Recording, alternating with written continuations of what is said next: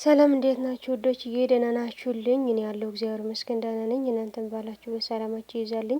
ያው አሁን የመጣሁት መልእክት ተሰጠኝ የመጣሁትና አንድ እህቴ በውስጥ መጥታ ይህንን ለእሙ አድርስልኝ ብላ የሆነ ትንሽ ግጥም አለች እና ለእሙዬ ከዛ መጀመሪያ ግን እሙዬ በጣም ነው የምወድሽ፣ በጣም እናከብርሽ ሁላችን ጨረቃ ፋሚልና የኔ ውድ እህት እኔ እንጃ ምን ማለት እንዳለብኝ እንኳን አላውቅም። ግን ደግሞ እንኳን ለዚህ አበቃሽ፣ ወደ ሀገርስ ወደ ቤተሰቦችስ በሰላም ያብቃሽ፣ በሰላም ግቢልኝ የኛ ውድ እህት፣ የኛ ምርጥ እህት፣ የጨረቃዎቼ ወዳጅ መቼም ጨረቃዎች የሚወድ ሰው ሁሉም ነው ወደውና እና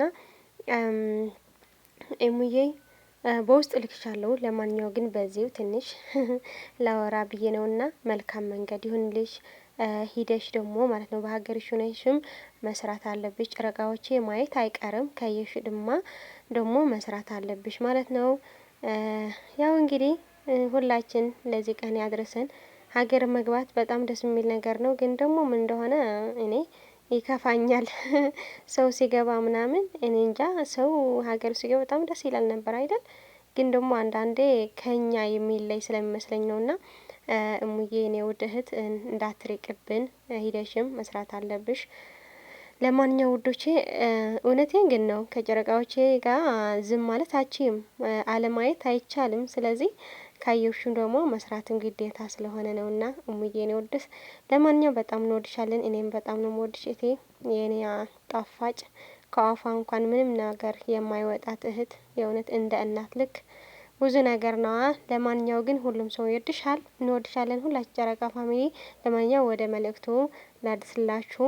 እህትሽ ደግሞ ሜሽን እምቢ እንዳይለኝ ማለት ነው በኮሜንት ጻፊ፣ የሆነ ነገር ብለሽ ጻፊና ስለምትወድሽ ነው እንደዚህ ግጥም ጻፊልኝ እና መልእክት አሰላልፊልኝ ያለችን በጣም አመሰግናለሁ። እኔም ያው ወደ መልእክቱ የኔ ውድ እህቴ እሙዬ ይሄ ላንቺ ነው የስደተኛ ስጦታ፣ በጣም ነው የምወድሽ የኔ አለሜ ይላል።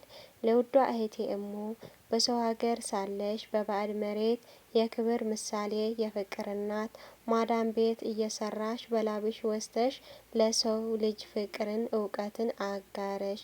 ማህበራዊ ሚዲያው በስድብ ሲናወጥ ሰው ሰውን ሊያዋርድ ፎቶ ሲገላብጥ፣ አንቺ ግን ለየት ያልሽ በጸባይ በምግባር የሰውን ስህተት በምክር ልትሽር፣ ያለ አድልዎ አይተሽ እውነትን ስትናገሪ ልብን ትገዢያለሽ ሁሌም አክባሪ። ስምሽ እሙ ነው የፍቅር መገኛ፣ ካንቺ መማር አለበት የዘመኑ እኛ። በሀይምና በብሩክ ያንቺ መታወቅ የእናትነሽን ክብር ያደርገዋል ድምቅ። ባለሽበት ቦታ ሰላምሽ ይብዛልኝ፣ ካንቺ በላይ እህት ከወዴት ይገኝ። እሙዬ የኔ ውድ የኔ አስተዋይ ሴት በሰላም በጤና ወደ ውድ ሀገርሽ ያብቃሽ።